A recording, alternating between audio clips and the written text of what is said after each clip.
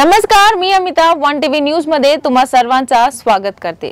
Iran समर्थित हुती बंडखोराबरोबर अमेरिकेचे हल्ले सुरू असतील।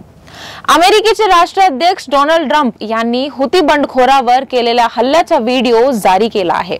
हा व्हिडिओ केवळ राजकीय दृष्टिकोनातच नाही तर जागतिक रणनीतीचा दृष्टिकोनातूनही महत्त्वाचा ठरला आहे। लक्ष्यावर हल्ला करून क्षणार्धात संपूर्ण परिसर धुळीचा आणि धुराचा साम्राज्यात बदलल्या व्हिडिओमध्ये दिसत आहे।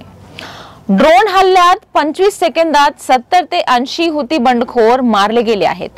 येमेनमध्ये अमेरिकेचे हवाई हल्ले सुरूच आहेत। या हल्ल्यांमध्ये आतापर्यंत अनेक हुती बंडखोर मारले गेले आहेत। अमेरिकेचे राष्ट्राध्यक्ष डोनाल्ड ट्रम्प यांनी एका सर्जिकल स्ट्राईकचा व्हिडिओ सोशल मीडियावर शेअर केला आहे।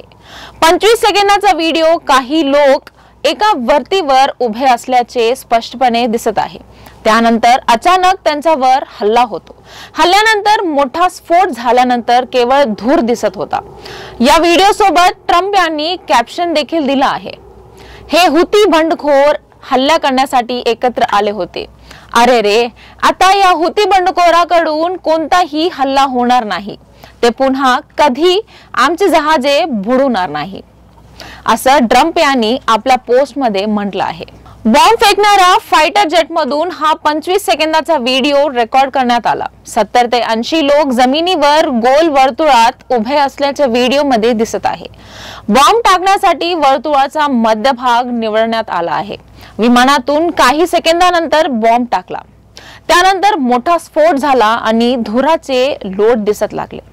काही वेळाने तिथे एकही माणूस दिसत नाही, फक्त त्या ठिकाणी खोल खड्डा दिसतो। यावरून सर्व हुती बंडखोरांचा एकाच फटक्यात खात्मा करणारा हा बॉम्ब किती शक्तिशाली होता याचा अंदाज आपण लावू शकतो।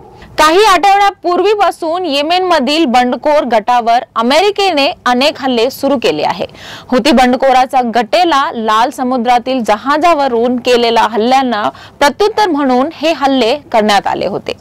बुधवारी येमेनमधील बंडखोरांचा ताब्यात असलेल्या भागात अमेरिकेने हल्ला केला होता, ज्यामध्ये सुमारे 6 हुतींना ठार झाल्याचे समोर आले आहे।